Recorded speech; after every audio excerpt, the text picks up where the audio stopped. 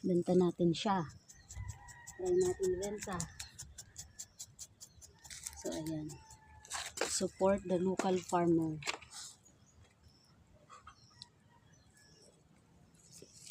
It's 12 o'clock. Farmer is still working hard. Bibili tayo sa palengke. Murang-mura ng presyo. Hindi pa tayo ng tawad. But then, look at the effort. When the poor doesn't work, the rich will get their money. Okay? Understood?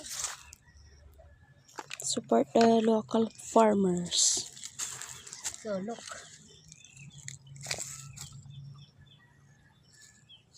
Picturean kita.